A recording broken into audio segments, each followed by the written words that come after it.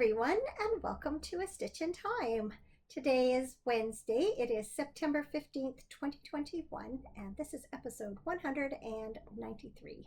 My name is Carol. I am known as Knits and Pearls on Ravelry, and I am coming to you from the Fraser Valley of British Columbia, Canada. Thanks so much for joining me. I hope you have had a good week since we last spoke. It's been rather uneventful around here, but in a good way. And that has given me plenty of time to work on my various crafty projects. Once again, I have lots to share with you, but I don't think this episode is going to be quite as long as the last two have been. Even so, you might want to grab yourself something to drink and maybe a project to work on and settle in for, I don't know, the next half hour or so. So let's get right to it, shall we? My first project to share with you this week is a pair of socks made from this yarn. It is something I talked about last week. It's from Fiber Nymph Dye Works. It's the Mountain Tweed BFL base. That means blue-faced Leicester for those who aren't familiar with the term.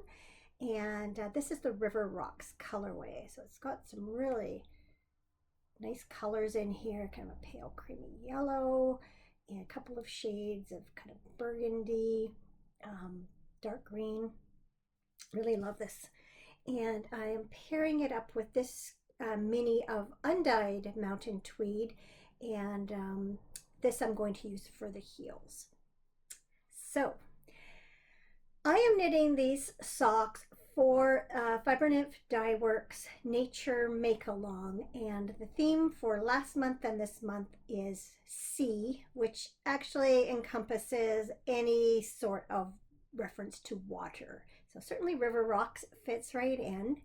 And while I was on the Ravelry thread for that mail, I came across a pair of socks that someone had knit using a pattern that I've had my eye on for a little while and thought would be really nice for one of Lisa's self-striping yarns. And when I saw these socks done up, well, that cemented it for me, and I immediately purchased the pattern and cast on these socks. So those of you who watch the Crazy Sock Lady podcast are probably familiar with this pattern because it's hers. These are the heel toe do-si-do socks by Kay Litton, aka the Crazy Sock Lady. And I have just been enjoying this pattern so much. It's so simple. It's a 2-row repeat, and really only one row has any sort of patterning to it. And yet it takes an ordinary self-striping yarn and just gives it a little something extra. So the patterning is only on the front of the sock.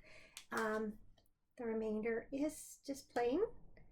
Yeah, just such a simple little thing. Can just do so much for the yarn. So I'm loving how these are knitting up. And I have got that much done on one sock and oops, stuck that much done on the other.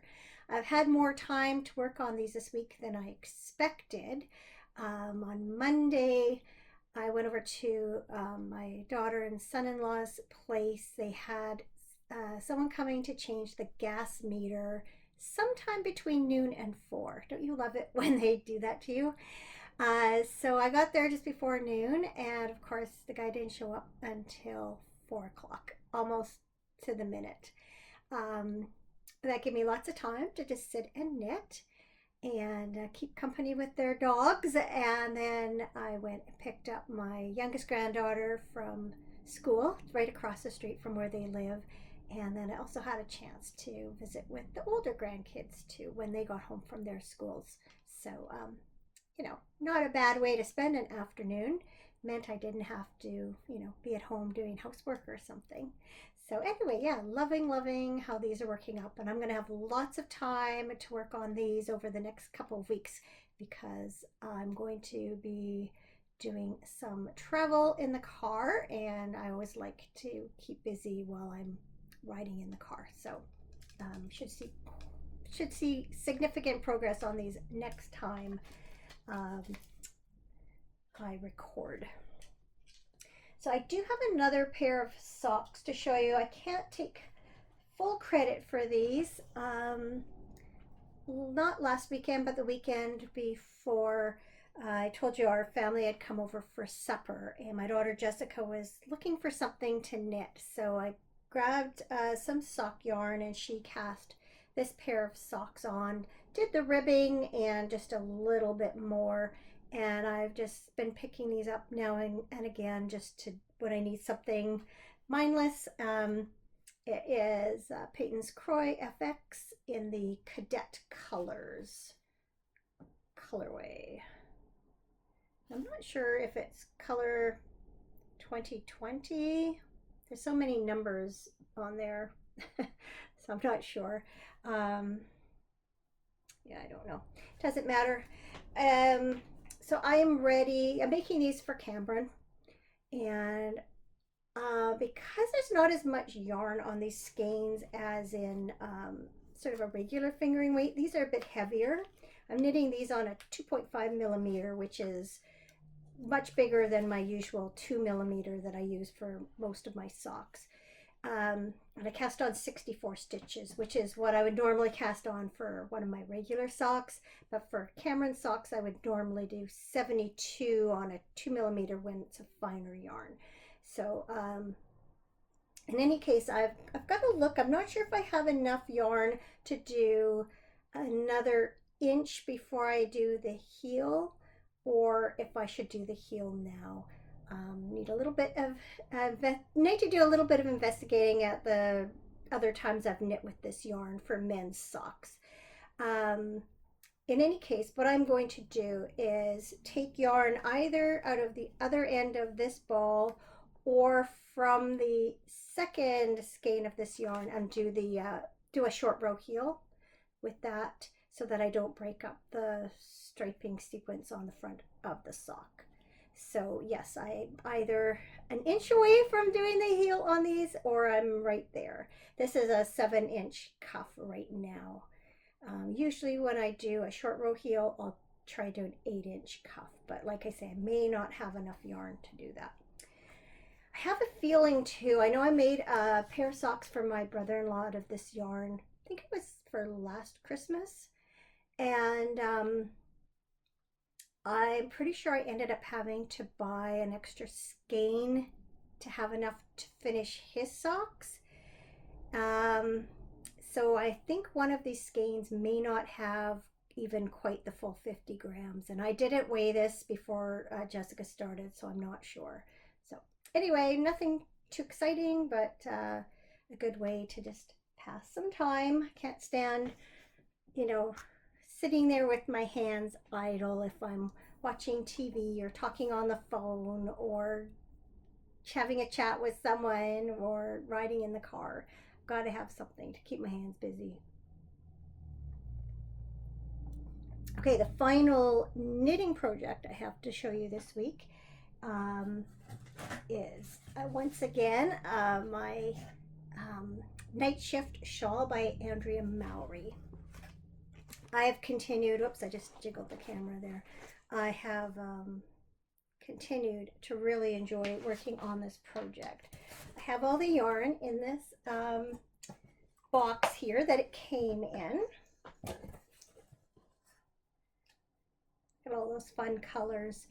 I am using a Cascade Superwash. Yeah, I've got a label here. Cascade 220 Superwash Wave. I have 6 different colors for this shawl. They are listed on my project page in Ravelry. I won't go over them all now. So I think I'm about, let me see. I'm on section 8 out of 10 sections. So it is coming along quite well. And I just am enjoying seeing how all the yarns are playing with each other. So start up here, and then you have these various sections that have slipped stitches. Use 2 colors at a time. And as you can see, I'm just starting this section with this dark teal and this fun skein here. This colorway is called Unicorn, and there's all sorts of different colors through here. So I thought this shawl would need just a real pop of color. I know often I've heard when people are designing color work like Fair Isle, they often throw in a color that you wouldn't necessarily put with all the other ones, but it ends up just giving a pop of color to the work, and I thought that that's what this skein would do. So it's featured a little bit at the beginning and then quite a bit at the end here. So yeah, loving it so far. I think it's a fun pattern, fun way to play with color. Yeah, it's nice to see it on the screen, get a really good look at it. Yeah, so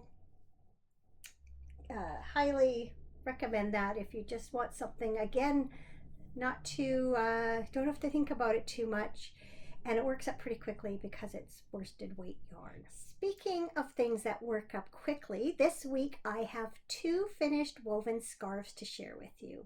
So the first one I'm going to talk about is my Palindrome Scarf, and if you have been tuning in for the past couple of episodes, you will have heard me explain what a palindrome skein is.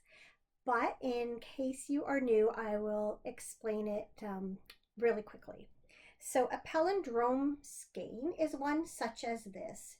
It has been, the skein's been laid out and dye has been applied across the skein so that, as you can see, one side of the skein more or less looks like the other.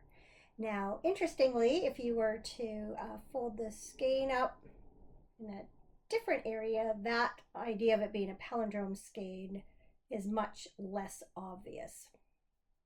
So there are several strategies you can use to weave with a skein like this. You can just warp it up randomly and let the colors fall where they may.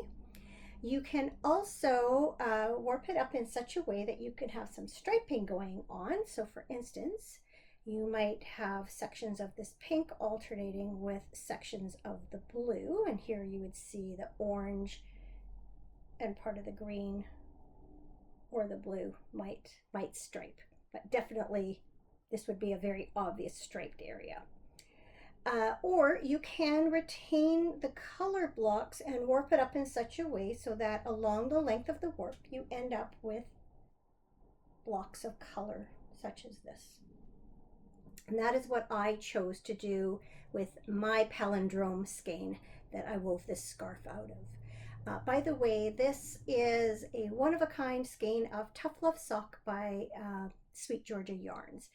And as you can see, it is a much more distinct palindrome skein than I just finished weaving with, and I think that this might be the next one I use to try that technique because I think I'll have a lot better luck with it. So the one I used was this skein of Lorna's Laces Lion and Lamb yarn in the Twilight colorway, and it was made up of various shades of purple. But as you can see, there's not a lot of very strong contrast between the different shades.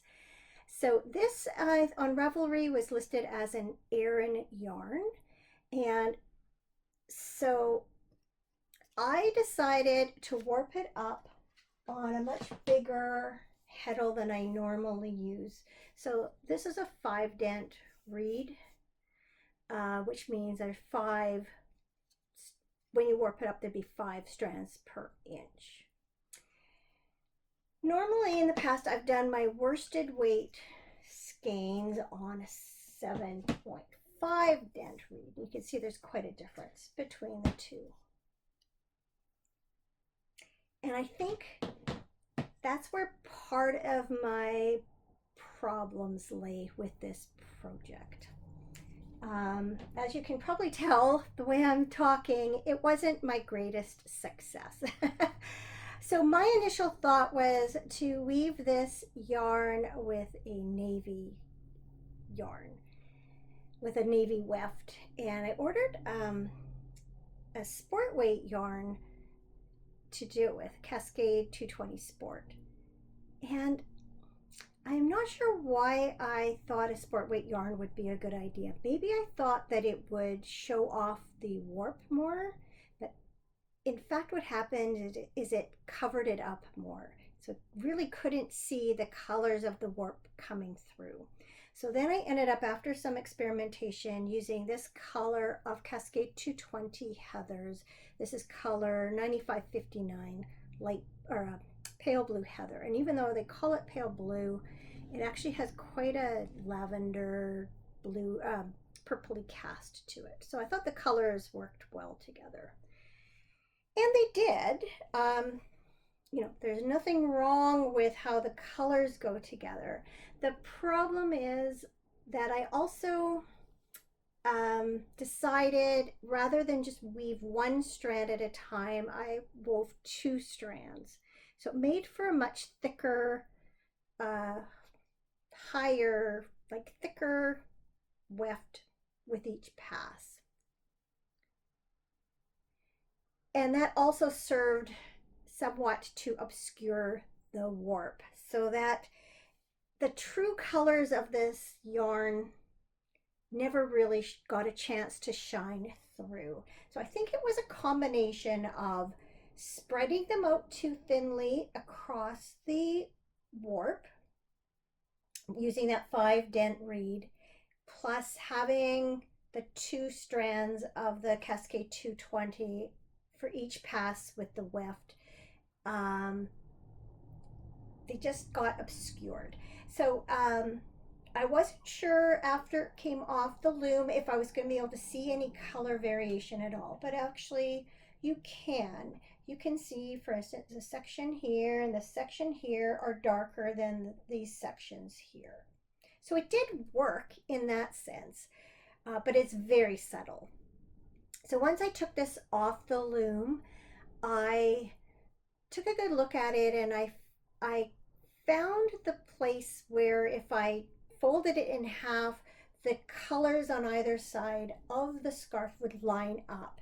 And that's where I chose to end each end. So I ended up unweaving some from each end so that they could end on the same color. So you can see there that the fringes are the same color, and if you held them up this way, they would match up.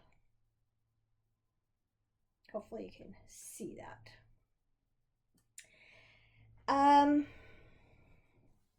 So yeah, while this is not a failure by any sense, it's soft, it's comfortable, it'll definitely be warm. It's just not exactly what I had pictured. Another issue I ran into, which I have not had a problem with before, is when I got to the end, you can see these strands here. It was wanting to come unwoven very easily, and I wonder if it had something to do with the silk content in the yarn that I used for the weft. Maybe it made this really slippery. In any case, I did knot the fringes.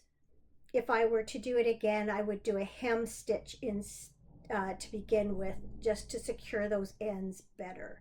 Now I have given this a soak, and because this, for sure, the Cascade 220 is a non-superwash wool, and I believe this is too. So I felt like with a good soak and a bit of agitation, these ends should kind of adhere to each other and not come slipping out. And they've been woven in really well along the side, plus the fringe is holding them in. But yeah, I just was very surprised that I encountered that. So again, it's not like it's a total fail by any stretch, but I didn't really get the results I was seeking, and that's why I think I will have more luck with a more distinct skein, that, you know, where these color changes are very obvious and the colors are really bright. And I will choose a weft that is the same weight as this, which is a fingering, and in a color that shouldn't obscure all these colors too much. I was thinking even an undyed yarn might be the best one to use, and then these colors can come shining through. Or maybe a black. That would be really, really cool too, with all those bright colors. Ooh, I really like that idea. Anyway, so that's the first of my scarves.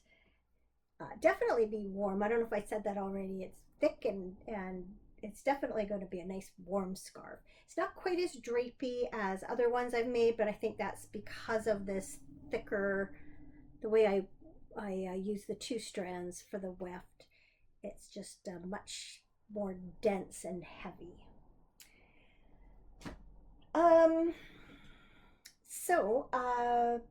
I had mentioned last week also that I wanted to weave a scarf for my sister's birthday, and I had bought 2 skeins of, again, this Cascade 220 Superwash wave yarn. In this case, I chose the Berries colorway, which is number 104. And so I used 1 skein to warp it. That's all I have left of it. And then I used 1 skein to do the weft. That's all I have left of it. So that was just the right amount of yarn. This time I did go back to my 7.5 dent reed, and that was definitely the right choice. And because both the warp and the weft were the same weight of yarn, same camera cut off very abruptly because I'd run out of space on my computer and had to delete some old video files. As I was saying, this time I went back to the 7.5 dent reed for this project, and also because the warp yarn and the weft yarn were the same, it wove up much more evenly. So I actually just finished this morning. This wove up so fast, and I soaked it, laid it out, and I laid it outside to dry, and it was sunny and windy, and it dried really quickly. So I said it's complete, but the only thing I haven't done is decide what I'm going to do with the fringe.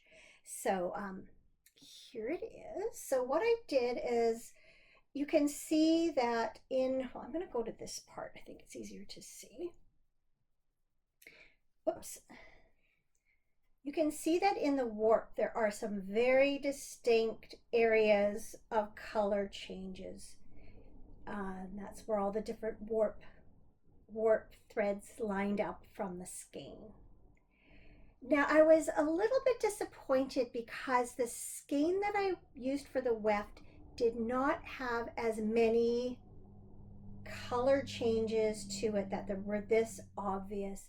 And so it started out with a really speckly look, and then as it wove up it became less speckly and more purpley, and then it wasn't till near the end that it picked up with that more speckly look. But I mean, it's fine. It's random. That's how it's supposed to be. That's how I envisioned it. I just was disappointed that it wasn't quite as many color changes as the others. So if I put them side by side, you can see that both ends, whoops, trying to do this, both ends are fairly speckly, but then that speckliness ends a little bit sooner on this end than the other. And the shadows there a bit. But it's fine. It's fine. You can see it's quite drapey. I'm happy with the drape of it. It was, after I washed it, all the little holes filled right up. You can still see that you can see through it, and that's fine. But everything sort of tightens up a little bit, blooms, I guess, and evens out. And then what I did, because this is a superwash wool, and because I'd experienced that the unweaving on the ends that I did on my previous scarf, I did hem stitch both ends of this before I took it off the loom. And I did it in sections of 5 because I had 75 threads or strands that I wove that I worked the loom with, and so that was a nice, you know, it divided easily by 5. So there you can really get a good idea of how the warp looked and the differences in the colors along the warp. I just wish there had been more of that variation in my other skein of yarn. Now here's my dilemma. You can see after washing it that the ends have come quite undone. And I think this is in large part because it's a non-superwash wool. Those strands, those plies are not sticking together as much as they would on a non-superwash wool.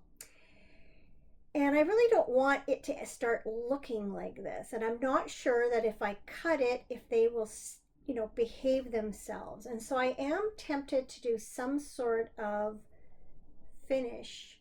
But then I also, because they're in groups of 5, I can't exactly divide them into 2 strands and 2 strands and do a twisted fringe like I've done before.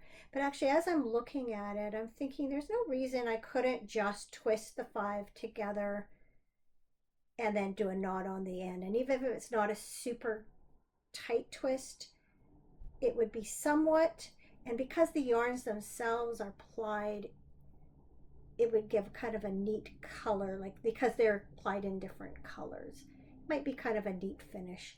And then that way I wouldn't worry so much about the ends fraying out like that and coming, you know, I would hate to see after some use having these fringes all come undone and be all the way like that up to the thing. So maybe that's what I'll do, is just give them all a really good twist, knot it, and then let it untwist to a looser, you know, twist. It's a little bit different than I've done my twisted fringes in the past, but that might be the way to go with this yarn. But yeah, fun project. I was thinking what I might do if I were to use these yarns again, what I probably would do is warp up the yarn with one skein of the Cascade Superwash wave, and then I would probably weave it with a solid color of Cascade Superwash, Cascade 220 Superwash, in a complementary color, so that there wouldn't be such a difference between like one end of the scarf and the other, that it would look more homogeneous all the way through. But fun experiment. Couldn't stop. Well, I partly wove it a lot because I knew I had a deadline, but also just because it was fun to see how it wove up. And pretty colors. It's supposed to go with a navy jacket, so I think that'll go really nicely with it. So those scarves aren't the only things I finished this week. I also sewed a vest for my brother-in-law. But unfortunately, it is not here for me to show you. It's already made its way to him. So a number of years ago, my brother-in-law had a kilt made for himself. And there was a long length of fabric left over. And 2 or 3 months ago, he asked me if I would sew him a vest to go with his kilt. He had given the fabric to me, so I had it here. Now, I was a little nervous about it. One, I haven't done a lot of sewing with plaids. Another is that my brother-in-law does not live close to me, and so I wasn't able to measure him myself or to do any sort of fittings along the way. I had a Zoom call with him and his wife measured him, and we discussed various details, like allowing some extra seam allowance along the sides in case it ever needed to be let out. And I asked if he wanted me to do a mock-up in a, you know, more inexpensive fabric in case there needed to, you know, anything needed to be adjusted, and he said no, he didn't. So I was, like I say, kind of nervous. I know the fabric is very expensive, and I didn't want to screw it up, and I wanted to make sure it fit him. So one of the difficulties that I wasn't expecting is that there were no vest patterns in any of the current pattern collections out there. but I was able to find a source on Etsy and able to obtain this pattern, Simplicity 5739. There was a sticky note on it. I think maybe it was from 2002. At least that was one of the numbers that was on the sticky note. Nothing else made sense. So as you can see, it's a pretty basic vest. It does have welts, which I did not do. And then it's just the plaid on the front, and then the back is lining fabric. And then if you look at the pattern, the original pattern just has two ties that kind of tie center back to cinch in the waist. But he had an old vest that he sent over, and I used the buckle mechanism from the old vest, and I also used the buttons from his old vest. So I had been kind of putting this off, partly because my sewing room has been way too warm for sewing in over the summer, but also because I knew I needed a good solid block of time to do pattern adjustments and cut it out and sew it, and I wanted to be able to do all those things over the course of a few days. So I finally last week had that time allotted for it, and so luckily this pattern did have the largest size was appropriate for his chest measurement, but he's what I guess you would call portly. His waist is bigger than his chest measurement, and I wanted to figure out a way to adjust that so that for one thing, the vest wouldn't rise up over his stomach, and also so that there would be enough ease around the stomach area. So I went online and I found a way that you can accommodate for that. And so if you have your pattern piece, you find the largest part of the chest, you draw a line vertically from that point down to the bottom, and then you draw a line horizontally from that point out to the side, and you cut along those lines. You spread this one apart, and then this one will overlap with the other side.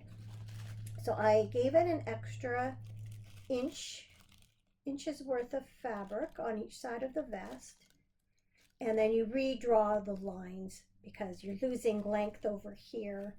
And then plus he wanted it a little bit longer, so I adjusted it a little bit for length, plus added an extra 5/8 inch seam allowance along each side so that it could be made larger if necessary.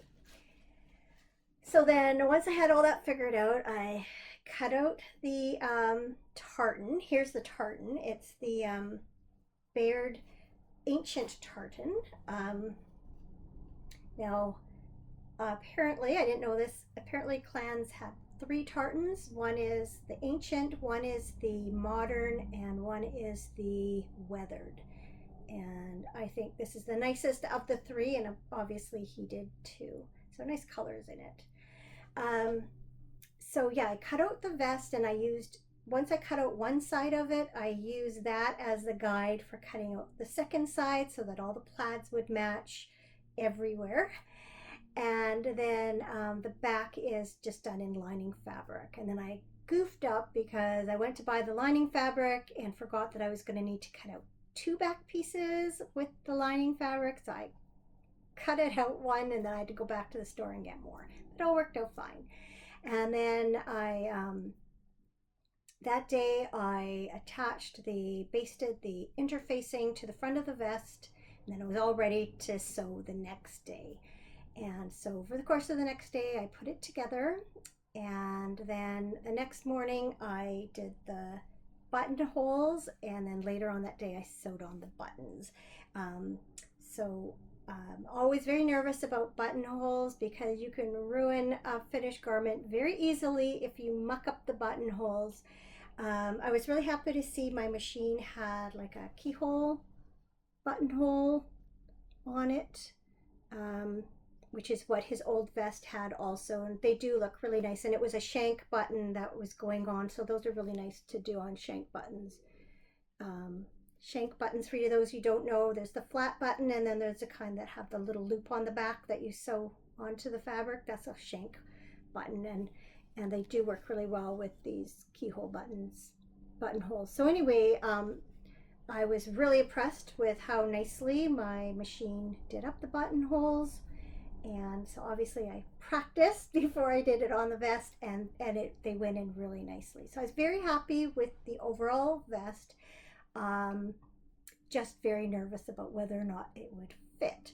So I didn't have time, unfortunately, to do any sort of video recording to show it to you. I took a picture of it and sent it to him to say it was finished. And then, as it turned out, his wife was on the mainland. They live on Vancouver Island. His wife was in the region visiting some friends, and she was heading home the next day, and stopped in here on her way to the ferry. So we had like a 5-minute conversation. We hadn't seen each other in person for over a year and a half because of the pandemic. So unfortunately, we didn't have time to have a longer visit, but she was able to take the vest to him, so I didn't have to worry about mailing it. Now, I'm surprised I have not heard from him since. And I don't know if he had thanked me for it. I'm not sure if it's because it doesn't fit, or it's just not crossed his mind. I'm not sure. I expected to have maybe a picture of it on him, or at least some kind of feedback, and I haven't. So I'm hoping that doesn't mean that it doesn't fit. But if it doesn't fit, there's nothing I can do about it. I really would have preferred to do a sample first, and I did my best with the measurements I had and all that. So his wife does sew some, and I did show her that the way I constructed it, the vest was supposed to have little slits at the side bottoms, and instead I just sewed the side seams all the way down, and then hand stitched the lining pieces at the side seams, so that if she needs to get in there and do any sort of alterations, it'll be easy to do. If I had done it the way they instructed, I would have had to cut into the seam allowance, and then it wouldn't have been able to be made larger. So I don't know, and I don't want to say, so how does it fit, because part of me doesn't want to know. So I've just left it. It's out of my hands. Did the best I could. That's all I can say. We also negotiated that I would have his name for Christmas this year, and that this is a Christmas gift from me. So no money's exchanged hands or anything like that. So anyway, let's leave it there. So as I mentioned, nothing really noteworthy happened around here this past week, but I did allude to a couple of future road trips, and the first of those takes place this coming weekend. So for quite a number of years now, both Cameron and my brother-in-law have taken part in an annual golf trip. And it's always been very strictly no women allowed. That is until last year. Because of the pandemic, they had postponed it from June to September. But then when fall hit, they had quite a few less participants than normal. And so they did open it up to wives. Not really for the golfing, but if they wanted to come and accompany their husbands. And where they're golfing is also wine country. So a lot of us women, while the guys were out golfing, we visited a lot of wineries, did some wine tasting, things like that. And then we'd get together in the evening for dinners and some socializing. And so once again this year, there aren't a lot of participants, and so they've invited spouses again. And while I think that maybe my sister and I might be the only women going this year. We are going. And then, as it happens, where they're golfing is located an hour and a half drive east of where Cameron has been working. And so Friday morning, I am getting picked up by my sister and brother-in-law, and we will meet Cameron for breakfast, and then I'll ride with him the rest of the way. And then we'll have a couple of days together there. Now, I had already planned to stay an extra day and go golfing with my sister and brother-in-law, and Cameron has to work on the Monday, so he couldn't do that. But he is going to stay over Sunday night and then get up early and go to work from there Monday morning. And then after we golf, they'll drop me off at his work on the way home, and then Monday evening we'll drive home together. And then he'll work locally for Tuesday and Wednesday. And then Wednesday night, we are heading out again, this time to the cabin, where I've got a big work party taking place, doing a project on our water system. And so, yeah, the plan is to get that done over hopefully Thursday, Friday, maybe into Saturday. And then once we get the system up and running again, we will shut things down for the winter and leave. So we'll be coming home either Saturday or Sunday from there. So yeah, it'll be really nice. For the first time in a very long time, we'll actually have more than a week together. So that's fantastic. Things continue to be sort of one step forward, two steps back. So chances are that after that, Cameron will have to go out of town again to do some work, at least for a few days that next week. But at least in the meantime, we'll get some good time together. And even though there'll be lots going on and lots of other people around, it'll still be really good to be together. So I'm looking forward to that. As a result of our trip next week, I will not be recording. We'll be home. I'll be home for Tuesday and Wednesday, and I know that the vast majority of that time is going to be taken up with laundry and grocery shopping and such. Sorry, I got a notification coming in here on my computer. You can probably hear it. Yeah, but I hope to record again the following week, probably Wednesday, as I have been doing, as long as everything goes to plan. So take care until then. Thank you so much for watching. Thanks so much for all your messages this past week. I have a few that I plan to answer before this goes live. I do try and get all of those done 1 week before I start another round for the next week. But keep them coming. I really do love hearing from you and the back and forth that takes place because of this podcast. So don't stop writing. I will answer eventually. I always do. Anyway, on that note, I am going to say goodbye. I actually have another Zoom call this week in about 45 minutes, this time to plan meals for the work weekend. So I better get this going and get things ready to go before then. So yeah, take care everyone, and I'll see you again soon.